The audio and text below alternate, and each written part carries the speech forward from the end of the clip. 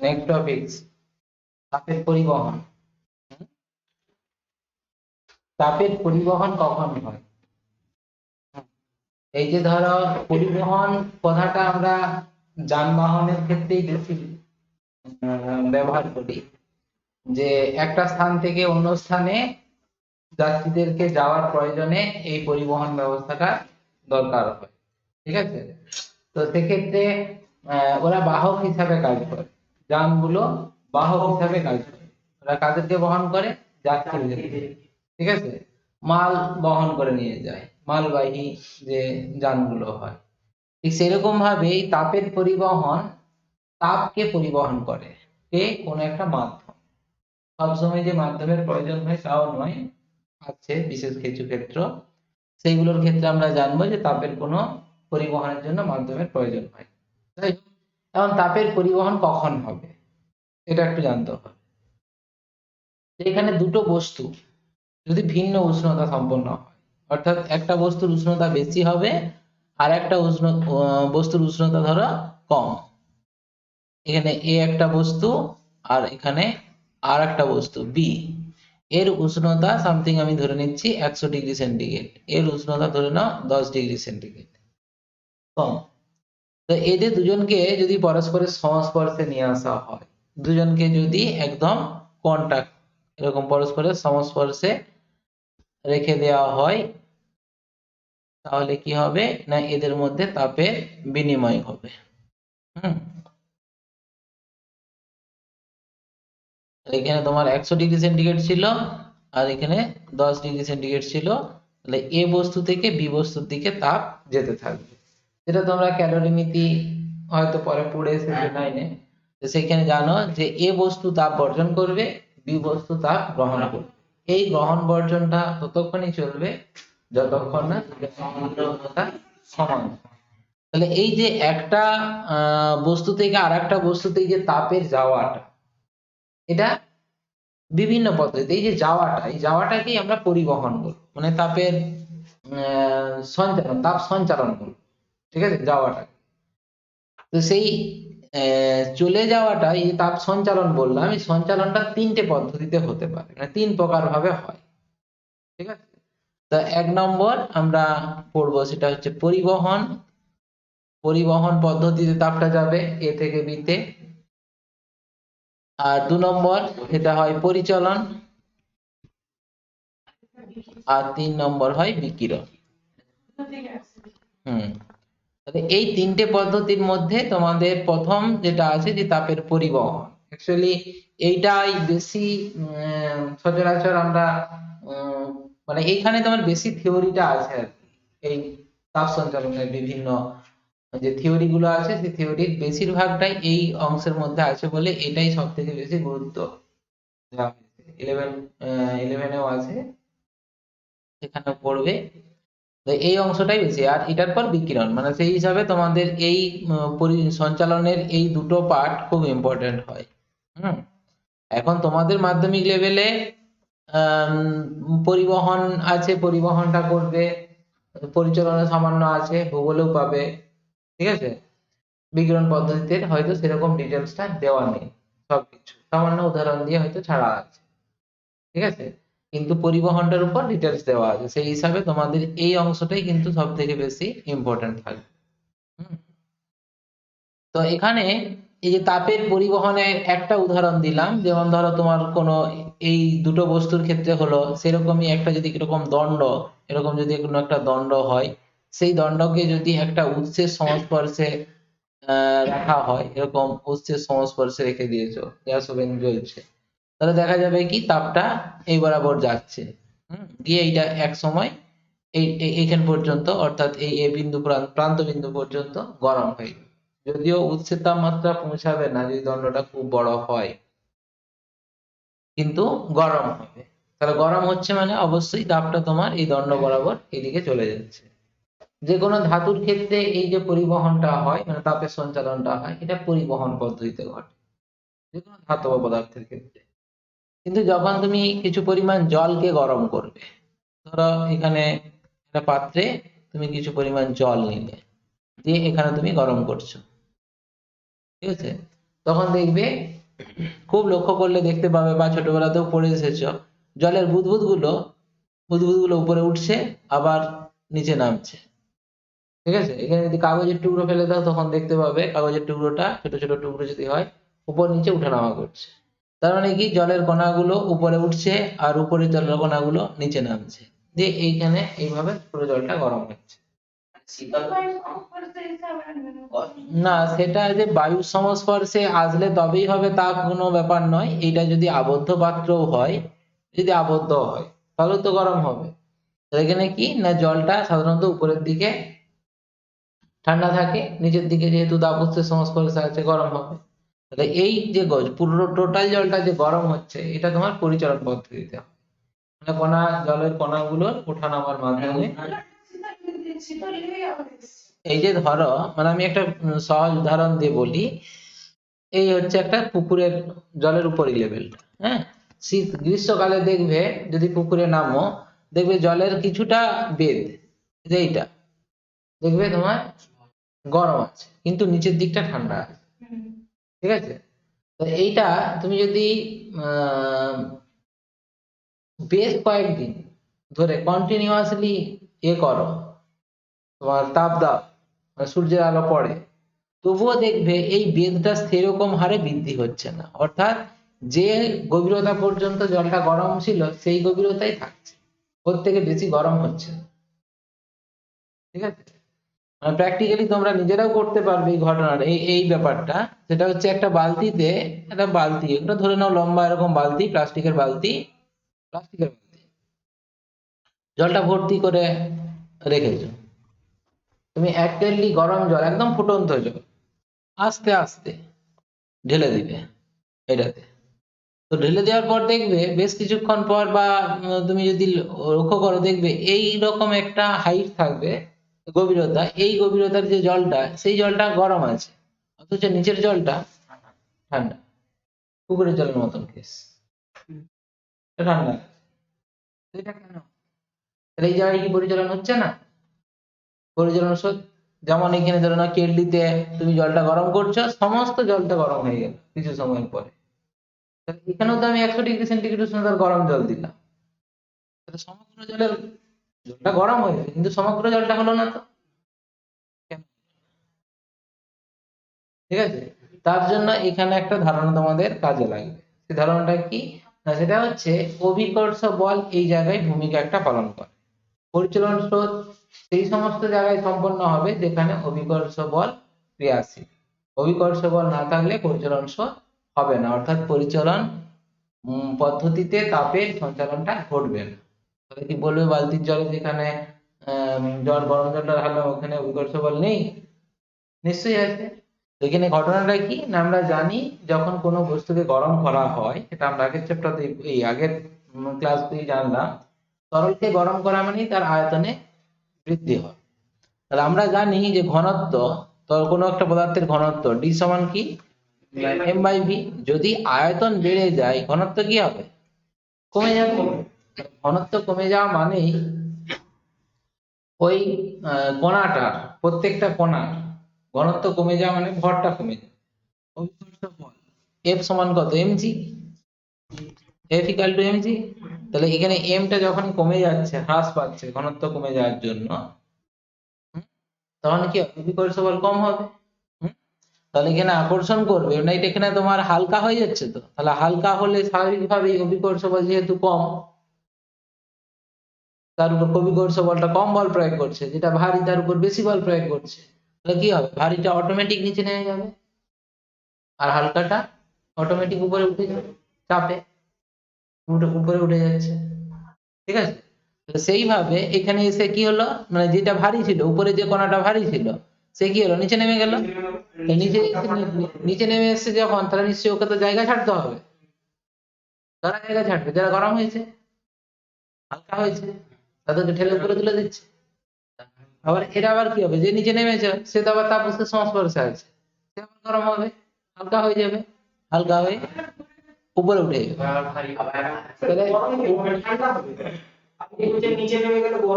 নিচে নামলে গরম হবে না, এই তো বার্নার আছে এখানে, তো বার্নার আছে, তাপ উৎস আছে তো, এমনি সিএমপি এমনি বাজে। হ্যাঁ সেটা বলছি পরে। তো এখানে তোমার এই পদ্ধতিতে এবারে কি হচ্ছে, গরম হচ্ছে, হালকা হচ্ছে, উপরে উঠে যাচ্ছে। এইরকম ভাবে সমস্ত জলের কণাগুলো যতক্ষণ না একই টেম্পারেচারে আসছে ততক্ষণ এটা কিন্তু চলতে থাকে।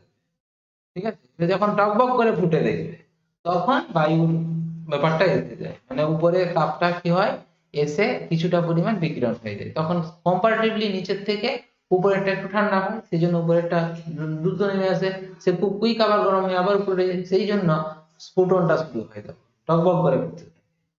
ঠিক আছে, কিন্তু এই জায়গায় আমি বালতির ক্ষেত্রে যেটা বললাম, বালতির ক্ষেত্রে তাহলে উপরে গরম জল, নিচে তাহলে গরম জল মানে কি, যে গরম হওয়া মানে কি, জলের অণুর এখানে আয়তন বেশি, ভর কম, তাই তো? ঘনত্ব কম, তাহলে হালকা, তাহলে এইখানে যে কণাটা আছে, যে কণাটা নিচে আছে সে তো ঠান্ডা, তো ভারী। তাহলে অভিকর্ষ বল থেকে সবসময় টেনে রাখছে, আর এ কম বল দ্বারা টানছে, তাই তো? তাহলে যদি নিচে ঠান্ডা জলের কণাগুলো নিচেই থেকে যায়, তাহলে উপরের জলের কণাগুলো আসবে কি করে? গরম জলের কণাগুলো, আগেরটা ক্ষেত্রে কি হচ্ছিল, উপরটা ভারী ছিল, নিচেটা হালকা ছিল, হালকা ছিল। সেই জন্য উপরের ভারীগুলো জোরপূর্বক নিচে চলে আসছে, চাপে উপরে উঠে যাচ্ছে। হালকাগুলো উপরে উঠে। কিন্তু এইখানে তোমার তো হালকা উপরে আছে, হুম, তাহলে কোন দুঃখে নিচে নেমে আসবে? নিচে। হুম? যারা ভারী হয়, তোমরা যেরকম কাদা জল গ্লাসে যদি গুলিয়ে রেখে দাও, তখন কি হবে, যেগুলো ভারী কণা সেটা সবার নিচে থাকবে, তারপরে তার থেকে হালকা, তার থেকে হালকা, তার থেকে হালকা, এরকম ভাবে তো আচ্ছা, এবারে আমরা তো দেখলাম যে বিভিন্ন ভাবে তোমার তাপের পরিচালনা আর পরিবহন, এই দুটো বললাম, বিকিরণ পদ্ধতিটা পরে আসছি। তো এই কঠিন পদার্থের ক্ষেত্রে এই যে তাপের পরিবহনটা, এটা তো বিভিন্ন পদার্থের ক্ষেত্রে বিভিন্ন রকম তাপ পরিবহন ক্ষমতা, না প্রত্যেকটা পদার্থের, প্রত্যেকটা কঠিন পদার্থের সবারই একই রকম? নিশ্চয়ই না। তুমি একটা স্টিলের কোনো কড়াই বলো, খুন্তি বলো, তুমি ওভেনে গরম করবে, যত তাড়াতাড়ি তোমার গরম হয়ে যাবে, তুমি যদি লোহার খুন্তি ব্যবহার করো দেখবে গরম হতে অনেক সময় লাগবে, একই দৈর্ঘ্যের। ঠিক আছে, আবার তুমি একটা লোহার দণ্ড, স্টিলের দণ্ড একই রকম ভাবে গরম করো, দেখবে স্টিলের দণ্ডটা খুব তাড়াতাড়ি গরম হয়ে যাচ্ছে, কিন্তু লোহার দণ্ডটা অনেক সময় লাগে। তার মানে এই বিভিন্ন পদার্থের তাপ পরিবহন ক্ষমতাটা বিভিন্ন। হুম, যাদের এই তাপ পরিবহন ক্ষমতাটা খুব বেশি হয় তাদেরকে সুপরিবাহী বলা হয়। ঠিক আছে, আর যারা কম করে তাদেরকে কুপরিবাহী। ঠিক আছে, তাপের ক্ষেত্রে সুপরিবাহী আর কুপরিবাহী দুটোই হয়, একবারে অন্তরক তাপের ক্ষেত্রে হয় না, তড়িতের ক্ষেত্রেও হয় না যদিও, উচ্চ বিভবে। হ্যাঁ সুপরিবাহী, কিন্তু তবুও কম বেশি, সবারই এক নয়। ঠিক আছে, তো এইটা যে রাশি দিয়ে নির্দেশ করা হয় সেটাই হচ্ছে পরিবাহিতা। ঠিক আছে, তাপ পরিবাহিতা, তাপ পরিবাহিতা মানে যেমন তোমরা তড়িতের ক্ষেত্রে রোধ পড়বে, মানে পড়নি, রোধ বলে একটা টার্ম আছে, তড়িৎ প্রবাহে বাধা সৃষ্টি করে, সেরকম তাপের ক্ষেত্রেও একটা তাপ প্রবাহে বা তাপ সঞ্চালনে বাধা সৃষ্টি হয়, যার ক্ষেত্রে বাধা কম তার পরিবাহিতা তত বেশি, সে তত বেশি তাপ পরিবহন করে। বুঝতে পারলে? তো সেই রকমই এখানে পরিবাহিতা হচ্ছে, তাপ পরিবাহিতা একটা পরিবহন ক্ষমতাটাকে বোঝাচ্ছে। তো এখানে দৈনন্দিন জীবনে তাপ পরিবহনের বেশ কিছু উদাহরণ আমরা জানি। তাপ যে পরিবহন হয়, এটা তো অনেকগুলো উদাহরণ দিলাম, কেটলির জল গরম করছো, লোহার খুন্তি গরম করছো, বা এই যে শীতকালে আমরা জানি যে ধরো উম কেউ রুমের মধ্যে আছে আর কেউ ঠান্ডা থেকে এলো, তার হাতটা তার হাতটা যে বাইরে থেকে এলো তার হাতটা ঠান্ডা, ভিতরে যে আসবে তার হাত, ভিতরে যে আছে তার হাত কম্পারেটিভলি তার থেকে গরম, দুজনের হাত যদি চিপে বসা, তাহলে যেরকম উষ্ণ বস্তু শীতল বস্তুর মধ্যে তাপ সঞ্চালন হচ্ছে, সেরকম ভাবে তাপের সঞ্চালন হয়ে যে ঠান্ডা হাতটা ছিল সে কিন্তু গরম হয়ে যায়।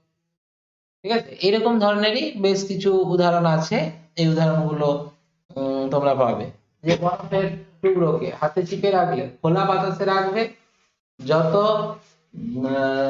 তোমার হচ্ছে সময় লাগবে গলতে পুরো বরফটা, ওই একই ভর সম্পন্ন আরেকটা বরফকে তুমি হাতের মুঠো করে ধরে রাখো, দেখবে তাড়াতাড়ি গলে গেছে, কারণ কি না, আমাদের হাত থেকে তারা তাপটা পাচ্ছে। তো তো এখানে দেখো পরিবহন, পরিচালন আর বিকিরণের কতগুলো উদাহরণ এখানে দেওয়া আছে। মানে এই কেটলির জল গরম করছি, কেটলির হাতল এই যে আমরা ধরছি না, কেটলির হাতলটা ধরেছি, হাতলটা তোমার কি হয়, গরম হয়ে যায়। তো এখানে আমি গরম করছি এই জায়গায়, এখান থেকে তোমার গরম হচ্ছে, জলটা পরিচালন পদ্ধতিতে গরম হয় যেটা বললাম, নিচে উপরে উঠে নামা করছে পরিচালন পদ্ধতিতে। এই যে হাতল বরাবর যে তাপটা যাচ্ছে এটা ধাতু, ধাতুকে অবলম্বন করে তাপ যাচ্ছে, সেই জন্য এটা পরিবহন। আর এখান থেকে এই যে পাশে তুমি দাঁড়িয়ে আছো, ধরো এই জায়গায় তুমি দাঁড়িয়ে আছো, তুমি দেখবে কিছুটা তাপ পাচ্ছ, এটা বিকিরণ পদ্ধতিতে। ঠিক আছে, মানে এটার কারণ আছে, এগুলো বলছি। যেমন পরিবহন পদ্ধতিতে মাধ্যম অবশ্যই প্রয়োজন, আমরা ব্যাখ্যা করবো এগুলো। মাধ্যম ছাড়া তাপ পরিবহন হবে। আবার পরিচালনার ক্ষেত্রেও মাধ্যম প্রয়োজন, এবং সেই পরিবহন পদ্ধতিটা হয় সবসময় ভার্টিক্যালি উপর নিচে, কখনোই এই বরাবর হবে না, কখনোই এই অনুভূমিক ভাবে পরিচালন পদ্ধতি হয় না। কারণ কি, তোমার এটা হয় সম্পূর্ণ কিন্তু অভিকর্ষ বলের ক্রিয়া, তাহলে অভিকর্ষ বল নিচের দিকে সবসময় কাজ করবে, তাহলে যার ক্ষেত্রে আকর্ষণ বল বেশি হবে, অর্থাৎ যে ব্যাপারটা বলছিলাম, হ্যাঁ হ্যাঁ কেলির বুদবুদ, বুদবুদ তৈরি হলো তখন হালকা হলো উপরে উঠে গেল। ঠিক আছে, তার মানে কি এইটা ভার্টিক্যালি উপর নিচে ঘটবে, তাহলে তাপ। সেই কারণেই তোমরা জানো, এরকম যদি মোমবাতির শিখা জ্বলে, এই যে মোমবাতির শিখাটা জ্বলছে ধরো, তাহলে এক্ষেত্রে তুমি এইরকম জায়গায় হাতটা রাখবে, যতটা গরম লাগবে এই শিখা থেকে তুমি যদি সেম দূরত্বে হাতটা রাখো, দেখবে অনেক বেশি গরম হচ্ছে। কারণ কি, তার কারণ হচ্ছে এই বরাবর তোমার পরিচালন স্রোতটা ঘটছে, সেই জন্য গরম বাতাসটা উপরের দিকে উঠছে, সেই কারণে অনেকটা উচ্চতা পর্যন্ত এটা গরম। ঠিক আছে, আর এই এই কথাটাই আমি বললাম, এটা ভার্টিক্যালি আপ এন্ড ডাউন, উপর নিচে তাপটা। কোনটা? আর এখানে যে রেডিয়েশনটা হচ্ছে, বিকিরণটা, এই যে তুমি পাশে দাঁড়াবে, পাশে যখন দাঁড়াবে তাহলে এই বরাবর তাপটা আসছে, তাহলে নিশ্চয়ই এখানে মাধ্যম তো নেই, তাই তো? আর বায়ু মাধ্যম, গ্যাসীয় মাধ্যম, এখানে পরিচালন পদ্ধতিতে গরম হবে, কারণ ধাতু ছাড়া পরিবহন পদ্ধতি হবে না। তাহলে তোমার কাছে তুমি যখন এইরকম জায়গায় দাঁড়াবে, তাহলে এইখানটায় গরম হচ্ছে কেন? তাহলে নিশ্চয়ই পরিচালন এবং পরিবহন ছাড়া আর একটা পদ্ধতি নিশ্চয়ই হবে, যেটা যে কোনো দিকে বিকিরণ, মানে তোমার তাপকে পরিবহন করতে পারবে, সেটা হচ্ছে বিকিরণ পদ্ধতি। এই বিকিরণ পদ্ধতি নির্দিষ্ট কোনো অভিমুখ নেই। যেমন আমি বললাম, পরিচালন পদ্ধতি vertically upward, up and down হবে, উপরের দিকে তাপটা পরিবহন হবে। আর পরিবহন ক্ষেত্রে কেবলমাত্র ধাতুর মধ্যে দিয়ে হবে, এবারে ধাতু যেদিকেই থাকুক না কেন সেই বরাবর তাপটা যাবে। আর বিকিরণের ক্ষেত্রে যে কোনো দিকে হতে পারে, মাধ্যম থাকুক বা না। আচ্ছা, এরপর আমরা এটার একটা উদাহরণ পেলাম, যে বিকিরণ পদ্ধতিতে সূর্য থেকে তাপ আসে আমাদের পৃথিবীতে, যে তাপ পরিবাহিত, পরিবাহিত তাপের পরিমাণ কঠিন পদার্থের দুই পৃষ্ঠতল, উষ্ণতার পার্থক্য এবং দৈর্ঘ্যের প্রস্থচ্ছেদের উপর কিভাবে নির্ভরশীল হয়। অর্থাৎ কঠিন পদার্থের মধ্য দিয়ে যে তাপের পরিবহন হয়, সেই পরিবহনটা ওই পরিবাহীর উষ্ণতার পার্থক্য বা তার প্রস্থচ্ছেদ, তার দৈর্ঘ্য কিভাবে নির্ভর করে, সেই ব্যাপারটা এখানে ব্যাখ্যা করব। তো ব্যাখ্যা করার জন্য দেখো, আমি এখানে যেটা দেখানো আছে, যে এই পরিবাহীর একটা প্রস্থচ্ছেদটাকে এখানে দেখানো আছে। সিম্পল ভেবে নাও, এরকম একটা সিট, ঠিক আছে, যেরকম দেখানো আছে, এই সিটের দুই প্রান্তের উষ্ণতার পার্থক্য T1 এবং T2, ঠিক আছে, এইটা এদিকে এবং এদিকে উষ্ণতার পার্থক্য, এটা এদিকে উষ্ণতা T1, এদিকে উষ্ণতা T2। আমি যদি ধরে নিই এখানে T1 গ্রেটার দেন T2, এই ধরে নিই, তাহলে কি হবে, তাপটা তোমার এই দিক থেকে প্রবেশ করবে, যে এই দিকে বেরোবে, তাই তো? তাহলে এখানে যে তাপটা যাচ্ছে, যে বেধের মধ্য দিয়ে যাচ্ছে, সেই বেধটা হচ্ছে এটা ডি, এই বেধটা হচ্ছে ডি, ঠিক আছে। আর এর যে এরিয়াটা, সেটা দেখতেই পাচ্ছি, যে পুরো অংশটা যে তীর চিহ্ন দিয়ে দেখানো আছে, এইটা হচ্ছে এরিয়া, ঠিক আছে, এটা পুরো এ দ্বারা প্রকাশ করছে, ঠিক একই রকম ভাবে আমরা এরকম ভাবেও ভাবাতে পারি যে ধরো এরকম একটা দণ্ড, ধাতব দণ্ড, এই দণ্ডের এইটা হচ্ছে প্রস্থচ্ছেদ, ঠিক আছে, যার এদিকের উষ্ণতা T1, এদিকের উষ্ণতা T2, এক্ষেত্রেও T1 গ্রেটার দেন T2। তাহলে এইটা হচ্ছে প্রস্থচ্ছেদের ক্ষেত্রফল A। তাহলে এখানে তোমার তাপটা যাচ্ছে, কিউ পরিমাণ তাপ এদিকে যাবে, দিয়ে এদিকে বেরোবে। তাহলে এই দুটোর মধ্যে ডিফারেন্স বুঝতে পারছো? তাহলে এই যে তাপটা যেই বরাবর যাচ্ছে দৈর্ঘ্য বরাবর, সেই দৈর্ঘ্যটাকে এখানে ডি দ্বারা প্রকাশ করা হচ্ছে। আগে যেমন আমি এটা বেদকে বললাম, এটা দণ্ডের ক্ষেত্রে তখন ডি হচ্ছে, ঠিক আছে। তাহলে সেটা তোমাকে ক্ষেত্র বিশেষে মানে কোন পদার্থের ক্ষেত্রে এটা বলছে সেটা দেখে তোমাকে বুঝতে হবে। তাহলে ডি কোন জিনিসটা বুঝতে পারলে। তাহলে এবারে দেখো এখানে যে তাপটা যাচ্ছে, যে কিউ তাপ, এই তাপটা যে যাওয়াটা কোন কোন বিষয়ের উপর নির্ভর করবে, যে কিউটা দেখো যদি এই দণ্ডের দুই প্রান্তের উষ্ণতার পার্থক্য যত বেশি করবে, যেমন ধরো এই রুমটা আমার জানালা আছে, যদি এখন শীতকাল, যদি এটা গ্রীষ্মকাল হতো, তাহলে আমি যদি এই রুমটায় এসি চালিয়ে রাখি, তাহলে সেক্ষেত্রে দেখবে এসিটাকে কন্টিনিউয়াসলি চালিয়ে রাখতো, কারণ কি বাইরে প্রচুর গরম, ভিতরটা তখন ঠান্ডা। কিন্তু যদি এখন শীতকালে চালাই, মানে শীতকাল বলতে ধরো না আজকে যেরকম ঠান্ডা, আজকের পর আর কয়েকদিন পরে দেখবে ঠান্ডাটা অনেক কমে গেছে। তো এই সময় যদি এসি চালাই দেখবে একবার চালিয়ে দিলে রুমটা অনেকক্ষণ ঠান্ডা, ঠিক কিনা? কারণ কি বাইরের তাপটা ভিতরে আসতে পারছে না, ঠিক আছে। কেন আসছে না নয়, কম পরিমাণ, কম পরিমাণ আসছে। কেন কম পরিমাণ আসছে? তার কারণ হচ্ছে উষ্ণতার পার্থক্যটা কম, ঠিক আছে। বাইরের উষ্ণতাও যা, ভিতরের উষ্ণতাটা প্রায় সমান, ঠিক আছে। সেই জন্য তাপটা বেশি পরিমাণ আসতে পারছে। যেমন জলের উচ্চতার পার্থক্য যত বেশি হবে, তোমরা তো পড়েছো নাইনে, দোতলার ছাদে ট্যাঙ্কি আছে, নিচতলায় যে স্পিডে বেরোবে জল, উপর তলায় তার থেকে কম স্পিড হবে, যত উপরে উঠবে তত স্পিড কমে যাবে। কেন? উচ্চতাটা কম, কারণ উচ্চতার উপর তো চাপ নির্ভর করে, তাই না?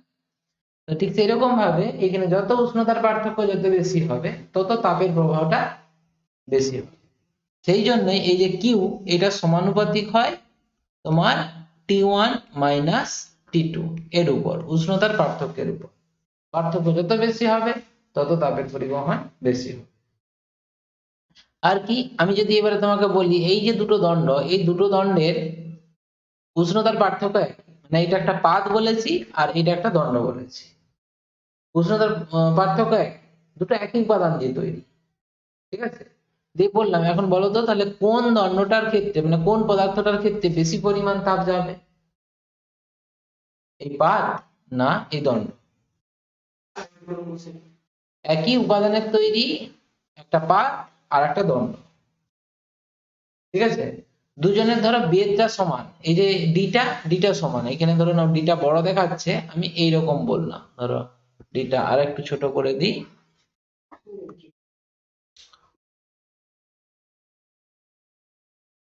এরকম ধরো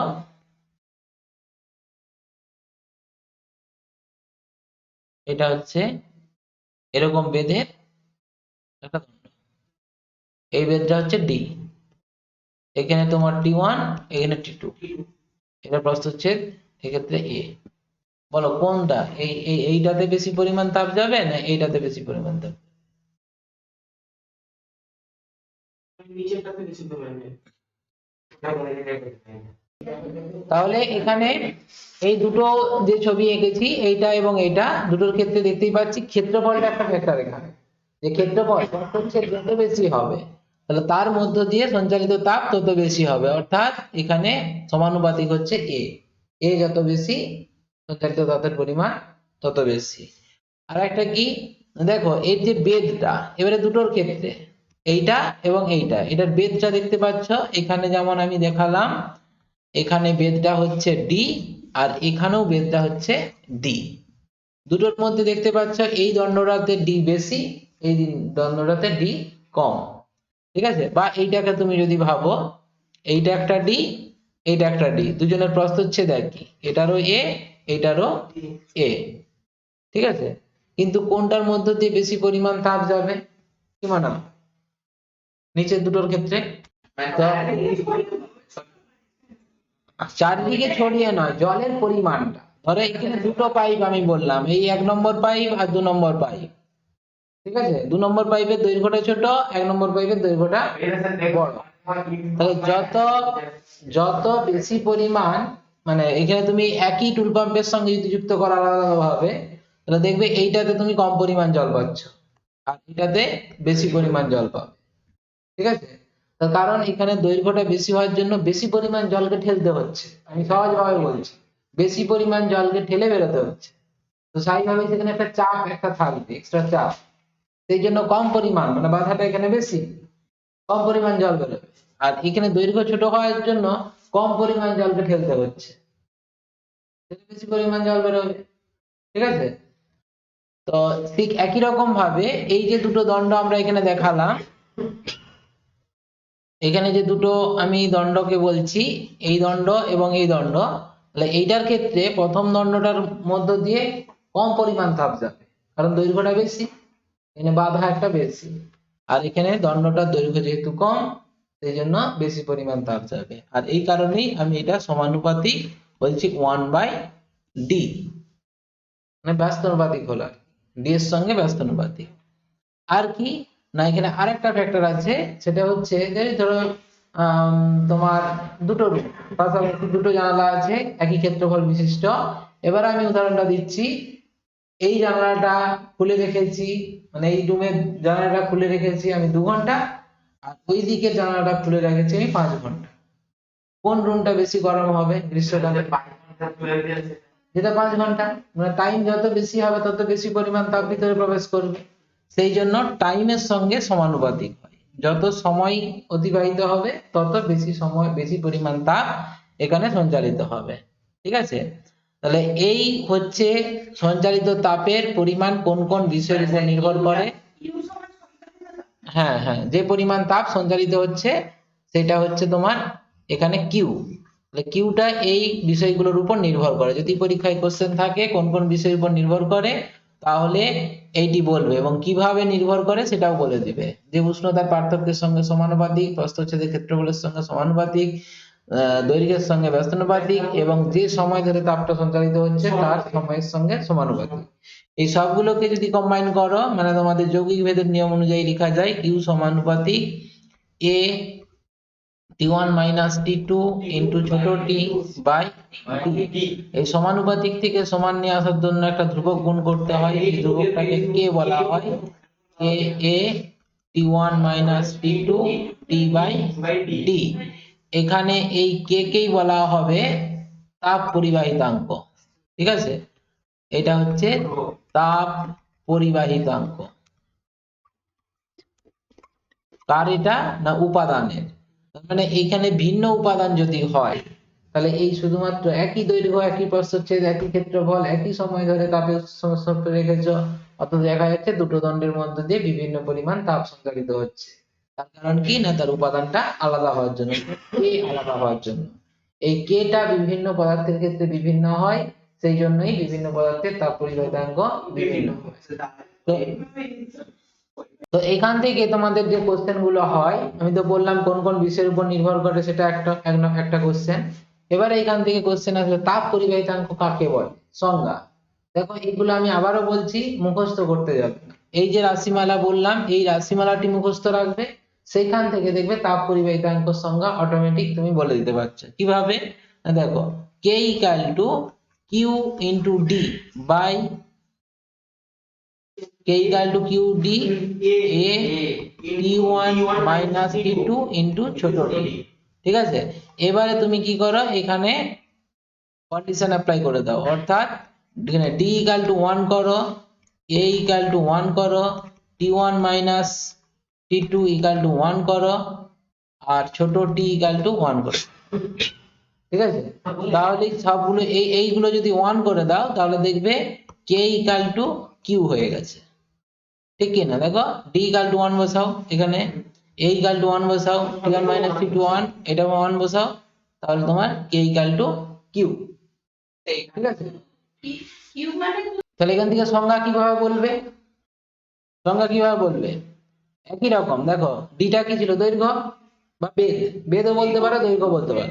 তাহলে একক বেদ একক প্রস্থচ্ছেদের ক্ষেত্রফল বিশিষ্ট কোন ধাতব পদার্থের দুই প্রান্তের, এখানে টি ওয়ান টিটা কি দুই প্রান্তের উষ্ণতার পার্থক্য, দুই প্রান্তের উষ্ণতার পার্থক্য একক হলে টিটা কি সময়, তাহলে 1 সেকেন্ডে এখানে একটি এক্সট্রা যোগ হবে লম্বভাবে, মানে দণ্ডের লম্বভাবে তাপটা যাবে, এই বরাবর যাবে না কিন্তু। লম্বভাবে যে পরিমাণ তাপ সঞ্চালিত হয় বা প্রবাহিত হয় সেই পরিমাণ তাপকে বলা হয় ওই পদার্থের তাপ পরিবাহিতাঙ্ক। একক দৈর্ঘ্য বলতে পারো একক প্রস্থচ্ছেদের ক্ষেত্রফল বিশিষ্ট কোন ধাতব দণ্ডের প্রতি একক দৈর্ঘ্যে দুই প্রান্তের উষ্ণতার পার্থক্য একক হলে প্রতি সেকেন্ডে লম্বভাবে, একক সময় বলেছে। হ্যাঁ সে করলে হবে, প্রতি সেকেন্ডে যে পরিমাণ তাপ সঞ্চালিত হয় তাকেই ওই পদার্থের তাপ পরিবাহিতাঙ্ক বলা হয়। ঠিক আছে, এবারে এখান থেকে আরো তোমার কোশ্চেন থাকবে যে তাপ পরিবাহিতাঙ্ক তুমি যেটা বের করলে তার একক এবং মাত্রা, তাহলে একক মাত্রা কিভাবে বলবে, একক মাত্রার জন্য মুখস্থ আমি বলবো না, মুখস্থ করো বলে এগুলোও তোমরা ডাইরেক্ট এই ইকুয়েশনটা থেকে একক এবং মাত্রাটা বের করতে পারবে। ঠিক আছে, সেটা কিরকম ভাবে দেখো, তো এখানে যদি আমরা একক লিখি কে এর একক, তাহলে প্রথমে কিউ এর একক বলবো, তারপর ডি এর একক বলবো, তারপর এ এর একক, টেম্পারেচারের একক, আর তারপর সময়ের একক। অর্থাৎ কিউ এর একক সিজিএস পদ্ধতিতে যদি বলি, সিজিএস পদ্ধতিতে তাহলে কে এর একক, এই কিউ এর একক কি ক্যালোরি, ক্যালোরি কি তাপকে নির্দেশ করছে, তো কিউটা তো তাপ, তাহলে ক্যালোরি, এটা ইনটু কি হবে, ডি হচ্ছে সেন্টিমিটার, দৈর্ঘ্য নির্দেশ করছে, ক্ষেত্রফল সেন্টিমিটার স্কয়ার, আর টেম্পারেচার ডিফারেন্স এটা কি ডিগ্রি সেন্টিগ্রেড, আর টাইমটা কি সেকেন্ড। ঠিক আছে, তাহলে এখানে একটা সেন্টিমিটার বাদ হয়ে যাবে, সেই জন্য এটা থাকবে calorie cm to the power -1, degree centigrade to the power -1, second to the power -1। এটি হলো এর একক সিজিএস পদ্ধতিতে। এসআই পদ্ধতিতে যদি বলো, আমি আর এটা করছি না, জাস্ট একই রকম ভাবে করবে, তাপের জায়গায় হয়ে যাবে জুল, ক্যালোরি সেটা হবে জুল, সেন্টিমিটারের জায়গায় হয়ে যাবে মিটার ইনভার্স, ডিগ্রি সেন্টিগ্রেডে রাখতে পারো, কিন্তু এসআই সাধারণত কেলভিনে প্রকাশ করা হয়, সেই জন্য কেলভিন দিয়ে করবে, আর এটা সেকেন্ড ইনভার্স। কারণ কি এটা উষ্ণতার পার্থক্য, তো উষ্ণতার পার্থক্য ডিগ্রি সেন্টিগ্রেডেও যায় কেলভিনেও তাই হয়। ঠিক আছে, ওই জন্য এটা কোনো ফ্যাক্টর নয় অতটা। আচ্ছা, এরপর এখানে মাত্রিয় সংকেতটাও দরকার হয়, মাত্রিয় সংকেত কে নির্ণয় করতে হবে, কে মাত্রিয় সংকেত, তার মানে কি কিউ এর মাত্রিয় সংকেত লিখতে হবে। কিউ এর মাত্রিয় সংকেত মানে কি, কিউ তো তাপ, তাপ মানে এক প্রকার শক্তি, অর্থাৎ শক্তির মাত্রিয় সংকেত লিখবো mL2 T⁻²। ডি এর মাত্রিয় সংকেত সেটা কি হবে L ডিভাইডেড বাই তোমার a এর মাত্রিয় সংকেত মানে L², আর টেম্পারেচার ডিফারেন্স যেটা, এটা না বড় থিটা, এটা হয়তো তোমরা প্রথম শুনবে, এটা বড় থিটা এরকম ভাবে প্রকাশ করা হয়। আর টি হচ্ছে কি এখানে টাইম, টি হচ্ছে টাইম, সেই জন্য ক্যাপিটাল টি। তাহলে এইটা এবারে ক্যালকুলেশন করলেই তুমি পেয়ে যাবে, এল এল কেটে যাচ্ছে, এল এল কেটে যাচ্ছে, তাহলে থাকছে দেখো এম এল T⁻³ আর θ⁻⁻1। ঠিক আছে, আচ্ছা দেখো এখানে যে সংজ্ঞাটা আমি বললাম, এই সংজ্ঞাটার মধ্যে ওই একটা কথা আর একটা যোগ করতে হবে, এটা বলতে ভুলে গেলাম, এই স্থিতাবস্থায় কথাটা বলেছে। হ্যাঁ, এই স্থিতাবস্থাটা কি, স্থিতাবস্থাটা হচ্ছে মানে এটা এখন তোমাদের এখানে নেই, এটা ক্লাস 11-এ পাবে। স্থিতাবস্থাটা কি না, ধরো একটা কোনো দণ্ডকে তুমি এরকম লম্বা একটা দণ্ড কল্পনা করো, 1 মিটার লম্বা একটা ধাতব দণ্ড, লোহার দণ্ড, তুমি আগুনের সংস্পর্শে, জ্বলন্ত আগুন বা উনুনের সংস্পর্শে তুমি রেখেছো, দিয়ে তুমি যদি শেষ প্রান্তটা হাত দাও, দেখবে গরম লাগছে, তুমি হয়তো ভাববে তাপটা আসতে সময় লাগবে। ঠিক আছে, 2 ঘন্টা পরে এসে দেখলে, তখনও দেখছো দণ্ডটা গরম হচ্ছে। সময় লাগবে 5 ঘন্টা দেখলে, 7 ঘন্টা দেখলে, সারাদিন দেখলে, তবু দেখলো কি পিছনটা মানে ওই শেষ প্রান্ত পর্যন্ত, মানে দণ্ডটার এই শেষ প্রান্তটা গরম আর হচ্ছে না। ঠিক আছে, যদি ভাবা হয় যে কেন গরম হয় না হওয়ার কারণ, তো এক্ষেত্রে দণ্ডটার শেষ প্রান্ত কেন গরম হলো না, এইটাই হচ্ছে আমার প্রশ্ন। আমি যদি সময়টাকে ইনফিনিটি টাইম দিয়ে দিই, অনেক সময় দিয়ে দিলাম, তবুও তো গরম হওয়ার কথা, কিন্তু গরম হচ্ছে না কেন? তার না হওয়ার কারণ হচ্ছে যে এখানে যখন এই উৎস থেকে তাপটা এই দণ্ডটা গ্রহণ করে, তো সেই তাপটা এই তির্যক স্তর, মানে এখানে যে ধরে নাও দণ্ডটা থাকে তার প্রত্যেকটা অণু, এখানে অনেকগুলো অণু আছে, আমি কল্পনা করছি এরকম কতগুলো অণু পরপর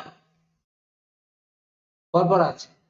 তো এই প্রথমে একটা অণু এই উৎস থেকে তাপ নিল, নেওয়ার পর কি হবে, সে গরম হবে। গরম হওয়ার পর সে কি করবে, বাকি তাপটা মানে নেওয়ার পরে নিজে গরম হওয়ার পর সে কি করবে, আর তাপ নিজে গ্রহণ করবে না, নিজে আর শোষণ করবে না। তখন কি করবে, সে পরের জনকে ট্রান্সফার করবে। যখন ট্রান্সফার করবে তো পরিবেশের সংস্পর্শে আছে, এই কণাটা তাপ উৎসের সংস্পর্শে আছে প্রথম কণাটা, কিন্তু দ্বিতীয় কণাটা পরিবেশের সংস্পর্শে আছে।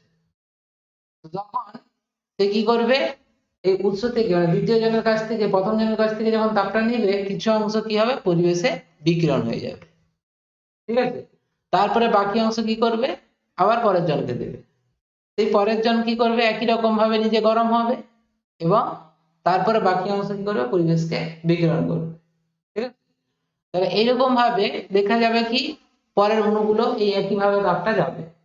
তাহলে এবারে ভাবো যে যখন একটা নির্দিষ্ট দূরত্ব যাবে, তখন যে হারে বিকিরণ হচ্ছে, মানে প্রত্যেক জনকে দেওয়ার জন্য কিছু পরিমাণ তাপ বিকিরণ হয়ে যাচ্ছে, তো যে হারে বিকিরণ হচ্ছে সেই হারে তোমার এখান থেকে পৌঁছাচ্ছে। তাহলে যদি আসা এবং বিকিরণ হওয়া দুটোই যদি সমান হয়ে যায়, তাপটা এড়াতে পারবে, পারবে না কখনো। সেই জন্য তোমার শেষ প্রান্তটা কখনোই কিন্তু গরম হবে। এই অবস্থাটাকে আমরা স্থিতাবস্থা বলি। ঠিক আছে, সেইটাই এখানে তোমার যে সংজ্ঞাটাতে বলা আছে যে স্থিতাবস্থায়, স্থিতাবস্থা কথাটা কি সেটা খুব কেনটা গুরুত্বপূর্ণ সেটা বোঝানোর জন্য এই উদাহরণটা দিলাম। ঠিক আছে, তাহলে সেটাও কিন্তু তোমরা এখানে মনে রাখবে। এটা তোমরা ক্লাস 11-এ আর একটা উদাহরণ আছে, উদাহরণটা দিয়ে স্থির অবস্থা এবং স্থিতপূর্ব অবস্থা কি সেই জিনিসটা বোঝাতে পারবো। ঠিক আছে, আচ্ছা এরপরে এখানে তো মাত্রা বললাম, একক বললাম, এগুলো হ্যাঁ এখানে এখানে এসআই পদ্ধতিতে দেখো এখানে watt metre inverse K inverse এটা বলা আছে। আমি এসআই পদ্ধতিতে এককটা লিখেছিলাম জুল, তোমার joule metre inverse K inverse second to the power -1 এটা লিখেছিলাম তো। তার মানে এইটা জুল পার সেকেন্ড এটা লেখা যায় তো, এই জুল পার সেকেন্ডটাই হচ্ছে ওয়াট। ঠিক আছে, এই জন্য watt metre inverse K inverse এটা হয়েছে। আচ্ছা এখানে দেখো বিভিন্ন পদার্থের তাপ পরিবাহিতাঙ্কের মান বিভিন্ন, যেমন রূপার ক্ষেত্রে সব থেকে বেশি তাপ পরিবহন ক্ষমতাটা, তারপরে অ্যালুমিনিয়াম আছে, ইস্পাত আছে, না ইস্পাত আছে, তবে মনে রাখবে যে রূপার সব থেকে বেশি হয় তাপ পরিবহন ক্ষমতাটা, কিন্তু ভ্যালু কার কত সেটা মনে রাখার দরকার নেই। আচ্ছা, এইখানে হ্যাঁ আবার হীরকটা এখানে বেশি দেখাচ্ছে, এটা হচ্ছে অধাতুর মধ্যে আর কি, হীরক তো অধাতু আর ধাতুদের মধ্যে রূপা বেশি। ঠিক আছে, আচ্ছা এখানে আরেকটা ব্যাপার মনে রাখবে যে আদর্শ পরিবাহীর ক্ষেত্রে কে এর মান অসীম হয়। আদর্শ পরিবাহীর ক্ষেত্রে তাপ পরিবাহিতাঙ্কের মান অসীম। ঠিক আছে, এবং আদর্শ অপরিবাহী যদি হয় তাহলে তার ক্ষেত্রে তাপ পরিবাহিতাঙ্কের মান 0 হবে। ঠিক আছে, বাস্তবে কোনো পদার্থেরই তাপ পরিবাহিতাঙ্ক না 0 না অসীম, প্রত্যেকে কিছু না কিছু তাপ পরিবহন করে, আবার অসীম মানেরও তাপ পরিবাহিতাঙ্ক হয় না। ঠিক আছে, আচ্ছা এখানে তাহলে এই জিনিসগুলো একটু পড়বে। আচ্ছা নেক্সট তোমাদের আছে এখানে একটা পরীক্ষা, এই পরীক্ষাটা কি না, এটা তোমার ইঞ্জিন হাজের একটা পরীক্ষা আছে আর কি। এই পরীক্ষাটা অ্যাকচুয়ালি তোমরা দেখে রাখতে পারো যে বিভিন্ন পদার্থের তাপ পরিবাহিতাঙ্ক যে বিভিন্ন, সেইটার একটা এক্সপেরিমেন্ট দেওয়া আছে যে বিভিন্ন, হ্যাঁ এটা কিছু নয়, আমি যে উদাহরণটা বললাম এটা বিভিন্ন, এই যে লোহার ক্ষেত্রে তোমার একরকম লোহার ক্ষেত্রে লোহার দণ্ড, অ্যালুমিনিয়াম দণ্ড, রূপর দণ্ড, তামার দণ্ড, কাঁচ দণ্ড, এই প্রত্যেককেই তোমার কি করেছে, মোমের প্রলেপ লাগানো আছে, মোমের প্রলেপ দিয়ে, ঠিক আছে। এবারে কি করেছে, ওই যে ফুটন্ত জলের সংস্পর্শে আছে দণ্ডগুলো, ফুটন্ত জল মানে তো 100°C, এখানে তো 100°C নাকি, তাহলে এখানে 100°C হলে সে কি করবে, এখান থেকে তাপটা এই বরাবর দৈর্ঘ্য বরাবর আসবে নাকি। তাহলে এবারে যার তাপ পরিবহন ক্ষমতাটা বেশি হবে সে দ্রুত কি করবে, গলাতে থাকবে।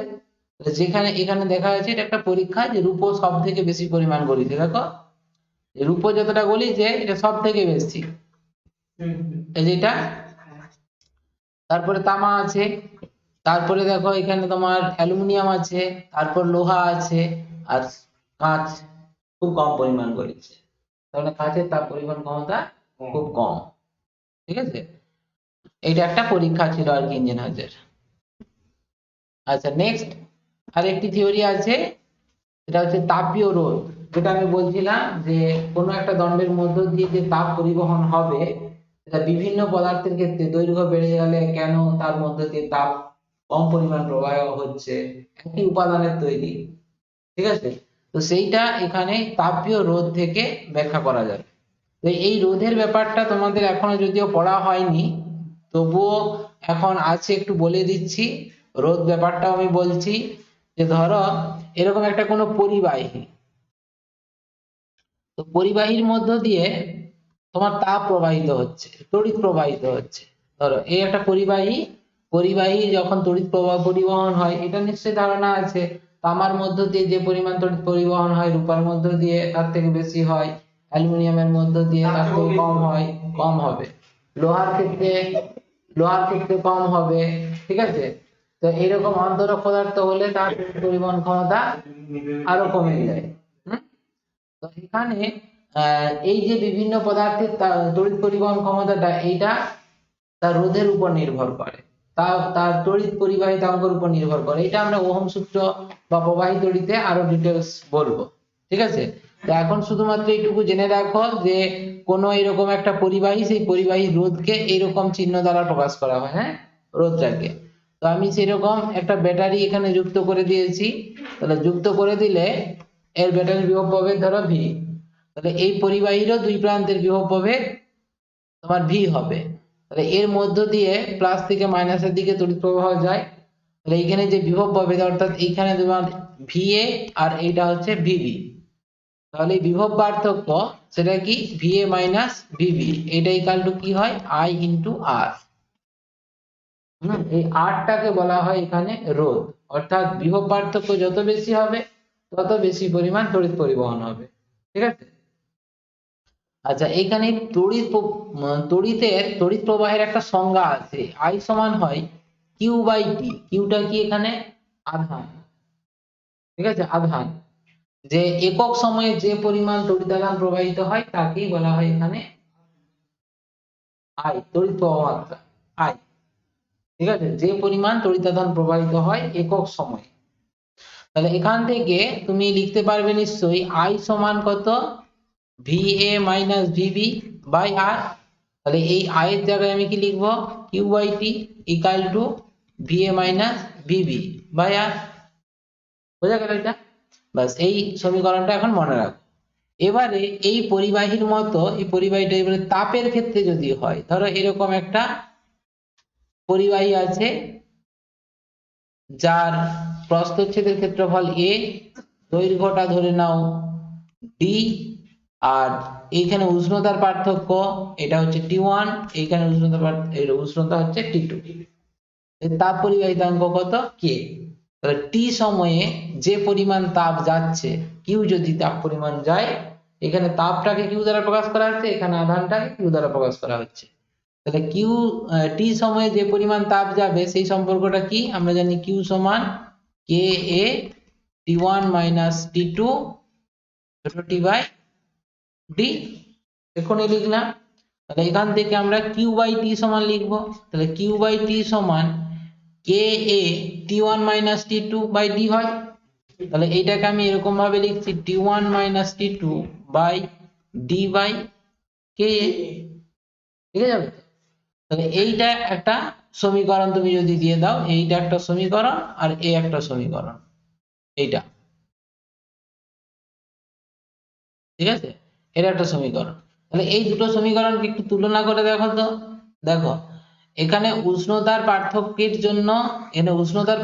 জন্য কিউ বাই টি তাপ পরিবহনের হার হচ্ছে, আর এখানে বিভবের পার্থক্যের জন্য কিউ বাই টি অর্থাৎ আধানের পরিবহন হচ্ছে, ঠিক আছে। এইখানে দেখো আর তড়িৎ আধান প্রবাহে বাধা সৃষ্টি করছে, মানে তড়িৎ প্রবাহ যেটা হচ্ছে, আধান যে প্রবাহ হচ্ছে তাকে বাধা সৃষ্টি করছে আর। তাহলে এখানে যদি আর তড়িৎ পরিবহনে বাধা সৃষ্টি করে, তাহলে নিশ্চয়ই এই টার্মটা তোমার তাপ প্রবাহে বাধা সৃষ্টি করবে, তাই না? তাহলে সেই জন্য এই দুটো সমীকরণকে তুলনা করে এইটাকে তাপ রোধ বা তাপীয় রোধ লেখা হয় ডি বাই কে এ।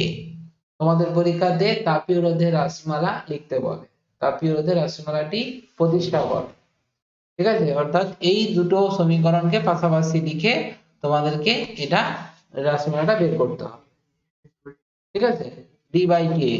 তাহলে যেই দণ্ডের দৈর্ঘ্য যত বেশি হবে, দেখতেই পাচ্ছ, তার তাপীয় রোধ তত বেশি হবে, অর্থাৎ সেই দণ্ডের মধ্য দিয়ে তত কম পরিমাণ তাপ পরিবহন হবে। যে পরিবাহী তাপ পরিবাহিতাঙ্ক যত বেশি হবে, তার রোধের মান তত কম হবে। যেই পরিবাহীর প্রস্থচ্ছেদের ক্ষেত্রফল যত বেশি হবে, তার তাপীয় রোধের মান তত কম হবে, তত বেশি পরিমাণ তাপ সঞ্চালিত হবে, ঠিক আছে। আচ্ছা, এই সম্পর্কটাও তোমরা পরে পড়বে। আর সমান হয় রো এল বাই এ। আর সমান পরিবাহী রোধ, আর সমান হয় রো মানে রোধাঙ্ক, এল মানে দৈর্ঘ্য, এটাকে আমি ডি দ্বারা প্রকাশ করছি, রো ডি বাই এ, এ মানে প্রস্থচ্ছেদের ক্ষেত্রফল। তাহলে এইখানে তোমার তাপীয় রোধটাকে এইটা বলছি, আর পরিবাহী রোধটা, তড়িতের রোধটাকে এটা বলছি। দুটো যদি আমি ইকুয়াল করি, তাহলে D by K A equal to rho D by A, এটা হবে। আবার এখানে তাহলে ডি ডি এগুলো কেটে যাচ্ছে তো, তাহলে কে ইকাল টু লিখতে পারি 1/ρ। তাহলে 1/ρ ইকাল টু কি হয়, সিগমা। সিগমাটা হচ্ছে তা তড়িৎ পরিবাহিতা। সিগমাটা লিখলাম এইরকম ভাবে, সিগমা, ঠিক আছে। এটা হচ্ছে তড়িৎ পরিবাহিতা। তার মানে দেখতে পাচ্ছ, যার কে বেশি মানে কি তাপ পরিবাহিতাঙ্ক, সে তার তড়িৎ পরিবাহিতাঙ্ক বেশি। মানে যারা তাপের সুপরিবাহী, তারা তড়িতেরও সুপরিবাহী। এটা থিওরিটিক্যালি বলছে, প্র্যাকটিক্যালি নাও মিলতে পারে, কিছু কিছু ক্ষেত্রে মিলে না, ঠিক আছে। যেমন হীরক, এটা বললে তাপের সুপরিবাহী, তড়িতের কিন্তু উপরিবাহী, ঠিক আছে। তো সেই জন্য এগুলো কিন্তু সব সময় মিলে না। তো এখানে যেগুলো জেনে রাখবে, তোমার এই যে তুলনা করে, যেমন তাপীয় রোধের রাশিমালাটা, এই যে তাপীয় রোধ বলে, এইটা পর্যন্ত তোমাকে প্রতিষ্ঠা করতে হবে। আর এই 1/k কে তাপ রোধাঙ্ক বলা হয়, যে রো রাশিটা এটা 1/k এর অনুরূপ, সেই জন্য এটাকে তাপীয় রোধাঙ্ক বলা হয়। আর এইখানে তড়িৎ এবং তাপ পরিবাহনের মধ্যে সাদৃশ্যটা একটু জেনে রাখবে, মানে কোনগুলোর উপর নির্ভর করে, সেই যেটা বললাম এগুলো এখানে বলবে, ঠিক আছে।